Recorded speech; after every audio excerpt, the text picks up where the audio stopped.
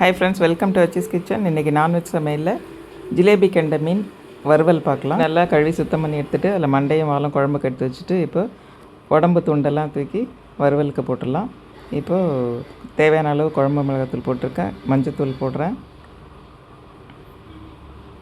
அதோட பச்சரிசி மாவு, சோள மாவு ரெண்டையும் கொஞ்சம் கொஞ்சம் போட்டுக்கலாம்.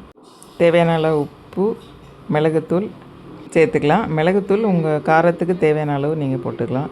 சில காரம் கூடுதலாக சேர்ப்பாங்க, இல்லை கம்மியாக சேர்ப்பாங்க. இல்லை தேவையான அளவு போட்டுங்க. இப்போ 1 டீஸ்பூன் நல்லெண்ணெய் ஊற்றிருக்கேன். எல்லாத்தையும் நல்லா பிசைஞ்சிக்கலாம். அதோடு சேர்த்து நம்ம புளி ஊற வச்ச தண்ணி கொஞ்சமாக ஊற்றிக்கலாம். இந்த மாதிரி மீன் வறுத்து கொடுத்திங்கன்னா எல்லோரும் செம்ம டேஸ்ட்டாக இருக்குதுன்னு சொல்லி உங்களை பாராட்டிட்டு சாப்பிடுவாங்க. அதனால் இதே மாதிரி செஞ்சு எப்படி இருக்குன்னு கமெண்ட் பண்ணுங்கள். இப்போ எல்லாத்தையும் நல்லா மிக்ஸ் பண்ணிவிட்டு ஒவ்வொரு மீன்லேயும் அந்த கோட்டிங் தடவிடலாம். தடவிட்டு ஒரு 10-15 நிமிஷம் அப்படியே விட்டுடலாம், ஊற விட்டுடலாம். விட்டுட்டு அதுக்கப்புறம் தவாவில் போட்டு வறுத்திங்கன்னா செம்மையாக இருக்குங்க, செம்ம டேஸ்ட்டாக இருக்கும். ஜிலேபி கெண்டை மீன்றதுனால முள் வந்து ரொம்ப ஜாஸ்தியாக இருக்காது.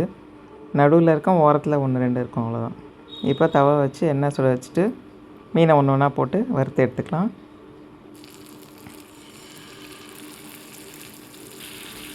மீன் வாங்கும்போது அந்த செதில் பார்த்து வாங்கணுங்க. அது நல்லா ரெட்டிஷாக இருந்ததுன்னா புது மீன், கொஞ்சம் லைட்டாக பழுப்பாக இருந்ததுன்னா அது வந்து பழைய மீன். அது சிலர் ஏமாற்றுவாங்க அந்த மாதிரி.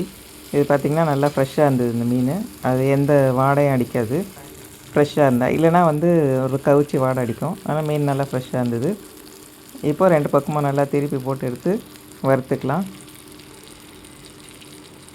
பார்த்திங்கன்னா அந்த கோட்டிங் வந்து உங்களுக்கு உதிராமல் மசாலா வந்து நல்லா மீன்லேயே ஒட்டி சூப்பராக இருக்கும்.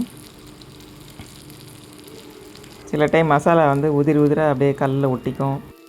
இந்த மாதிரி மசாலா போட்டு வறுத்திங்கன்னா மீனை விட்டு மசாலா உதிர்ந்து எங்கேயுமே போகாது, மீன்லேயே ஒட்டிகிட்ருக்கோம்.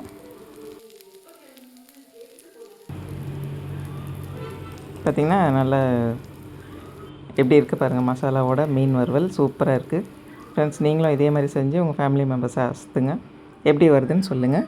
சப்ஸ்கிரைப் பண்ணுங்கள். பாய்.